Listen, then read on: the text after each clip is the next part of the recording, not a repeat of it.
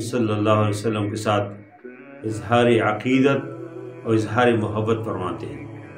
خوشی کے اظہار فرماتے ہیں اور اس بات کی خوشی فرماتے ہیں کہ ہم نبی کریم صلی اللہ علیہ وسلم کی آخری امتی ہے اور نبی کریم صلی اللہ علیہ وسلم آخری پیغمبر ہے جو اللہ نے تمام انسانوں کے لیے قیامت تک تمام انسانوں کے لیے مبعوث کیا ہے۔ اور کوئی چراغاں کرتے ہیں اپنے گھروں کو، اپنی مارکیٹوں کو، اپنی دکانوں کو، حتیٰ کہ سرکاری عمارتوں کے اوپر اور اسکولوں کے اوپر بھی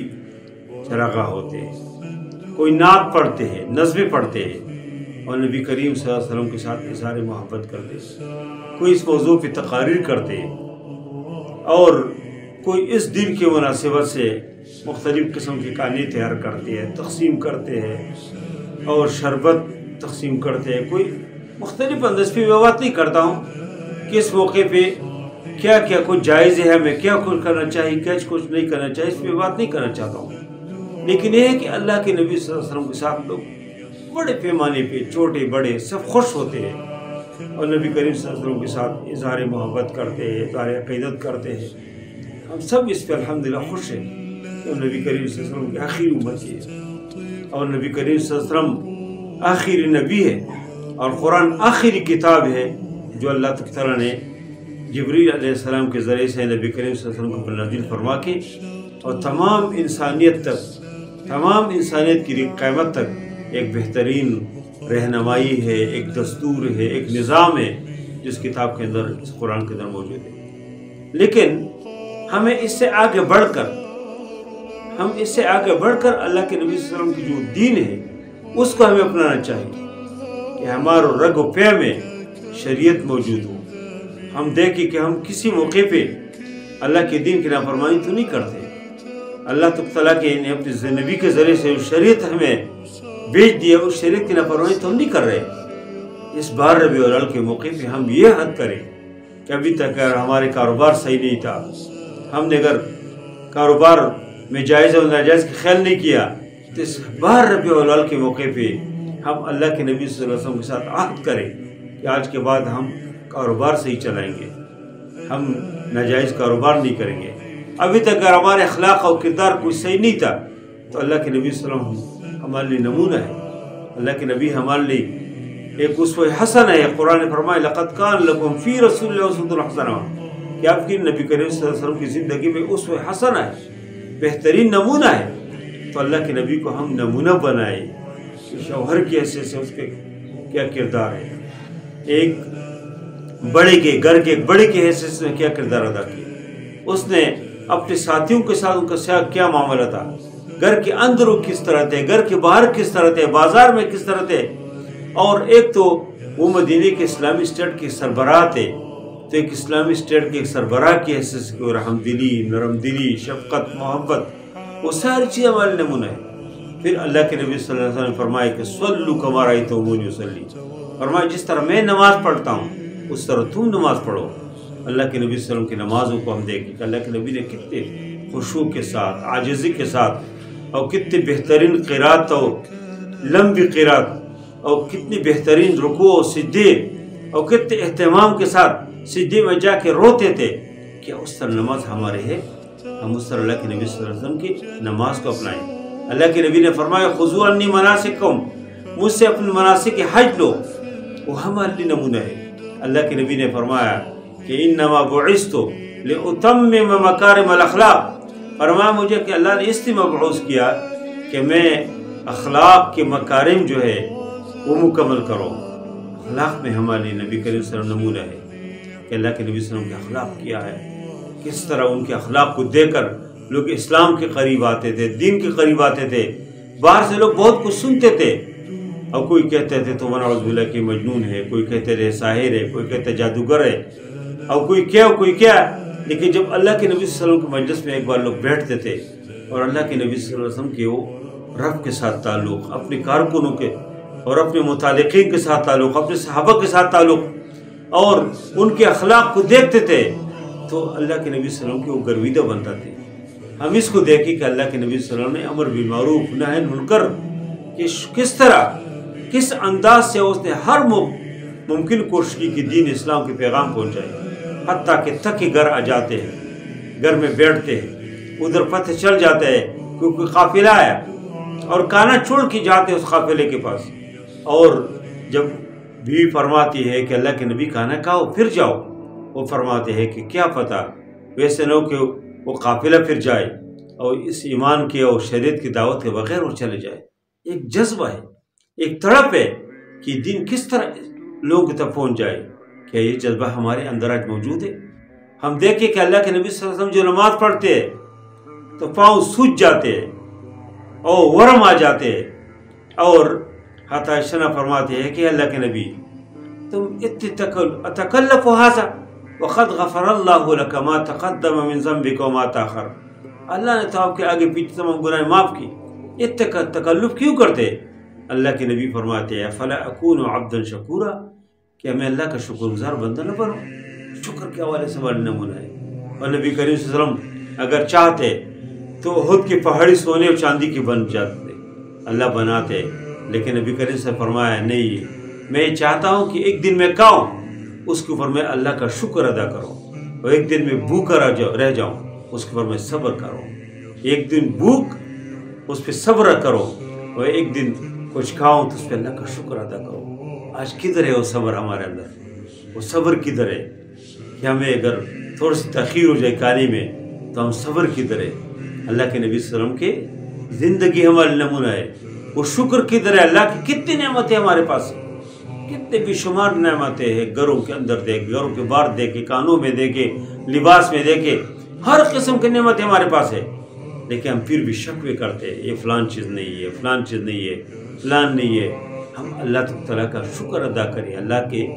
نعمتوں کا ہم شکر ادا کریں۔ ہم نبی کریم صلی اللہ علیہ وسلم کو ہم اس حوالے دیکھیں کتنے مسکینوں فقیروں کا خیال کرتے ہیں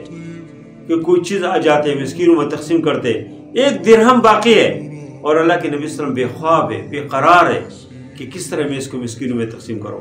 کس طرح مہمان نوازی فرماتے اللہ کے نبی صلی اللہ علیہ وسلم۔ مہمان آتے ہیں، گھر میں کوئی چیز نہیں ہے تو مسجد میں اعلان کرتے کوئی ہے جو اس مہمان کو کھلائے۔ وہ اپنے شاگردوں کے ساتھ، اصحاب صفہ کے ساتھ کس طرح تعلق ہے کہ حضرت ابو ہریرہ رضی اللہ عنہ فرماتے ہیں کہ میں بھوک کی وجہ سے نڈال ہوتا تھا اور میں نکلتا تھا کہ کوئی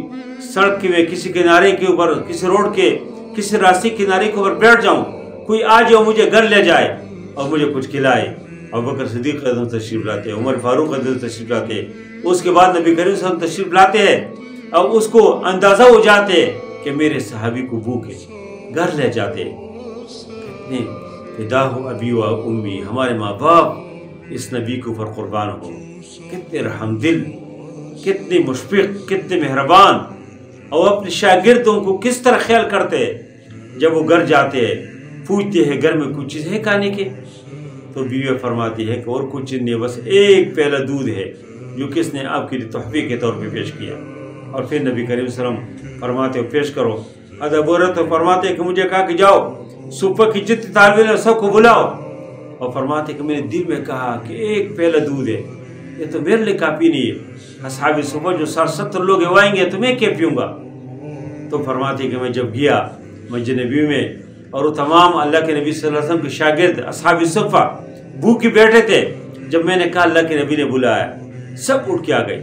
اور اللہ کے نبی نے فرمایا کہ ابو ہریرہ پلاؤ، ایک کو پلایا، پھر دوسرے کو، پھر تیسرے کو، ایک کو پلاتا رہا پلاتا، سب نے ایک پیالہ دودھ پیے۔ نبی کریم صلی اللہ علیہ وسلم کے معجزات میں سے ایک اہم معجزہ یہ بھی ہے کہ دیکھو کس طرح ایک پیالہ دودھ ہے اور اتنے لوگ پیتے ہیں، اور آخر میں ابو ہریرہ فرماتے ہیں کہ مجھے فرمایا کہ آپ پیو، ایک بار پیا، پھر فرمایا اور پیو، فرمایا اور پیو، اور پھر فرماتے ہیں کہ میں نے کہا اللہ کے نبی اور نہیں پی سکتا ہوں، اور آخر میں پھر اللہ کے نبی نے جا کے پیا۔ کتنے شفقت، کتنی محبت ہے۔ ہم اللہ کے نبی کا نام لیتے ہیں، ہم اللہ کے نبی کلمہ پڑھتے ہیں، لیکن اتنی محبت ہمارے اندر کدھر ہے؟ اتنی شفقت ہمارے اندر کدھر ہے؟ اتنی ضیافت لوگوں کے، اپنے شاگردوں کے اور عام لوگوں کے جو اللہ کے نبی صلی اللہ علیہ وسلم فرماتے تھے، تو ہمارے اندر کدھر ہے؟ اس لیے میرے بھائیوں، اللہ کے نبی صلی اللہ علیہ وسلم ہمارے لیے نمونہ ہے، ہمارے لیے اس کو پوری زندگی ہر ربیع الاول آئے ہم چراغات تو کریں، ہم خوشی تو منائیں، لیکن ہماری مارکیٹ ہی روشن ہو، ہماری بازار روشن ہو، ہمارے گھروں کے اوپر چراغاں ہو، لیکن جب تک ہمارے دل روشن نہ ہو، اصل چیز یہ ہے کہ دل کو ہم روشن کریں اس شریعت سے، اسلام کے اس بہترین روشنی سے،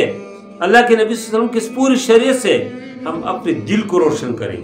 ہم اپنے اندر زندگی کو روشن کریں، تو اس کے نتیجے میں پوری زندگی میں خود بخود روشنی ہوگی،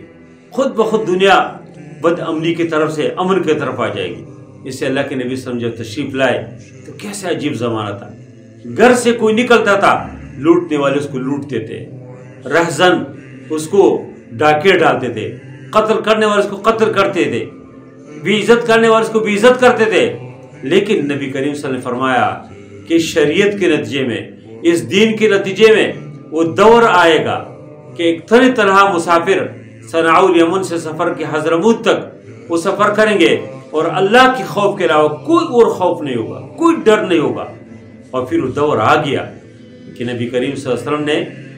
محنت کے نتیجے میں پھر دور آ گیا کہ وہ عمر فاروق رضی کا زمانہ ہے، وہ خلیفہ ہے، 24 لاکھ مربع میل زمین کے اوپر حکومت ہے،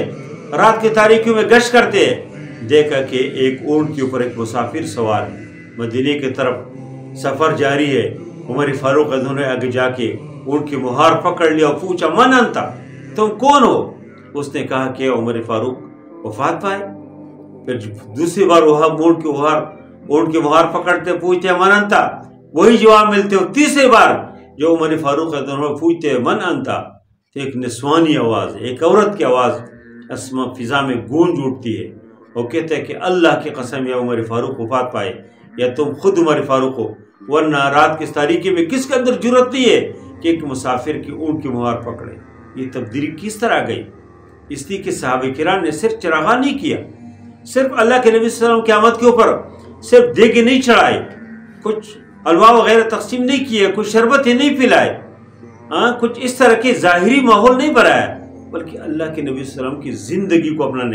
اپنائے۔ اللہ کے نبی صلی اللہ علیہ وسلم نے جو کچھ کہا کہ کرو وہ کیا، اور جو کہا کہ نہ کرو اس سے منع ہو گئی۔